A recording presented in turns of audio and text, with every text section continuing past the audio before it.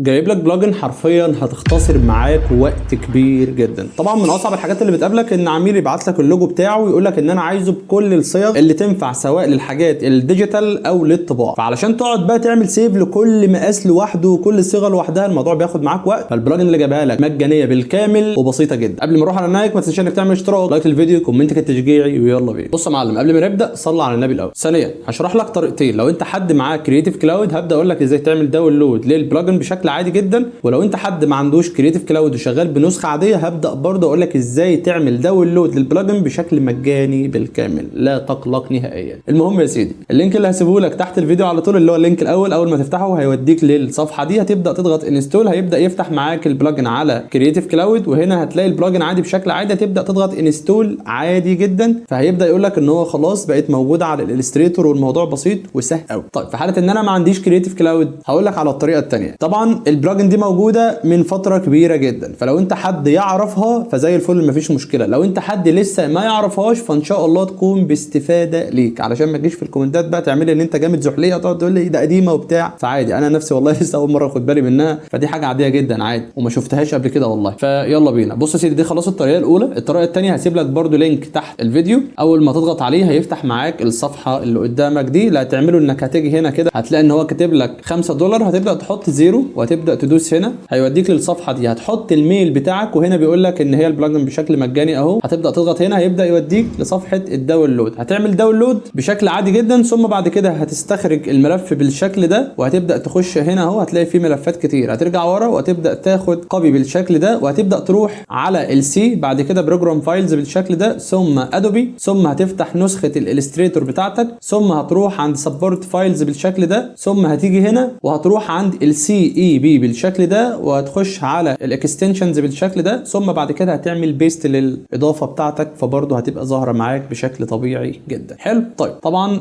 تقفل الالستريتور قبل ما تخش انك تسطب اي حاجه. طيب انا هعتبر ان ده اللوجو اللي وصلني من العميل، وهو دلوقتي عايز كل الصيغ زي ما قلت لك، سواء للبرنت اللي هو للطباعه او سواء للديجيتال زي الحاجات زي ما قلت لك للويب سايت او للسوشيال ميديا او الحاجات البي ان جي او الكلام ده كله. ده كله هتقدر تعمله بكل سهوله. اللي هتعمله دلوقتي انك هتروح عند ويندو وهتبدا تروح عند اكستنشنز بالشكل ده، وهتبدا تختار الاضافه بتاعتك، هيبدا يفتح لك القائمه اللي قدامك على اليمين دي. هنا اول حاجه ركز معايا بقى، بيبدا يقول لك كلاينت اللي هو اسم العميل، هتبدا تحط اسم العميل او اسم اللوجو بتاعك بالشكل ده، وفي التايب هنا هبدا اختار لوجو، وهنا بيبدا يقول لك محتاج البرنت ولا الديجيتال. طب بتفرق ايه؟ بتفرق لو خليتها ديجيتال فانا عندي هنا خيار والبي ان جي فتحوا معايا، لو رجعت برنت هيبداوا يختفوا معايا بالشكل ده، فانا عادي ممكن اختار ديجيتال مش مشكله. هنا بيبدا يقول لي في حته الكالرز اهي انت محتاج اللوجو يتصدر باي الوان، انا هبدا اقول له الفول كالرز والبلاك والوايت، لو انت محتاج الجري سكيل علم عليها، مش محتاجها مش لازم. طيب هنا بيبدا يقول لك اسماء الملفات عايز يكون فيها داش ولا الاندرسكور. الداش اللي هو الشرطه اللي بتبقى من فوق، والاندرسكور اللي هي بتبقى الجزء المطول، فمش هتفرق، اختار اي واحده فيهم عادي جدا، الموضوع بسيط. في الجزء اللي تحت ده هنا بيبدا يقول لك اختار المكان اللي انت محتاج انك تصدر فيه الملفات بتاعتك، فانا هبدا اختار الديسكتوب عادي، ومن هنا هبدا اعلم على كل الصيغ، الاي اي، الجي بي جي، البي دي اف، البي ان جي، الاي بي اس، كده كل الملفات جاهزه للتصدير. اللي هعمله ان انا ببدا اعمل سيلكت على اللوجو كله، وببدا اشده على المربع اللي قدامك على اليمين ده، فهبدا اشد كده، فركز، هيبدا بص بص بص بص بص، عمل لك اللوجو بالفول كولرز بتاعه، عمل لك اللوجو بالبلاك، عمل لك اللوجو بالوايت بالشكل اللي قدامك ده، فاللوجو دلوقتي جاهز بكل الالوان. طيب لو ضغطت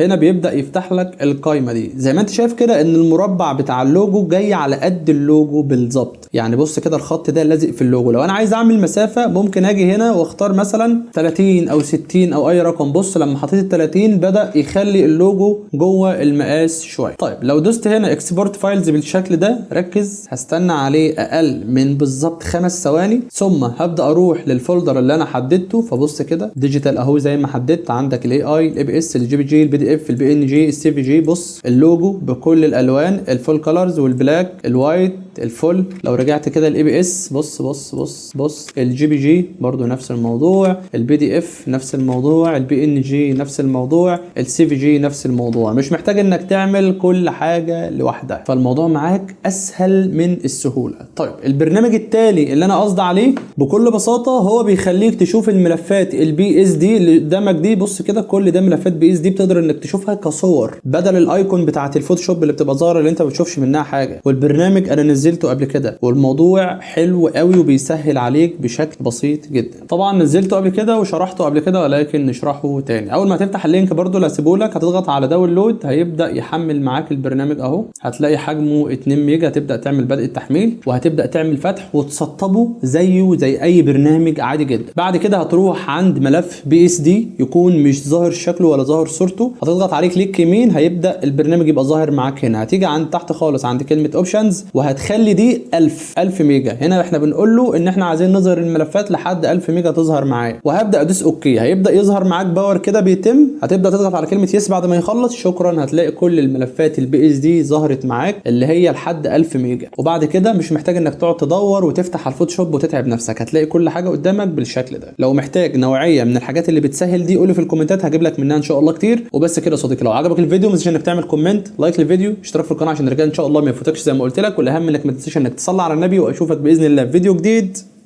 سلام.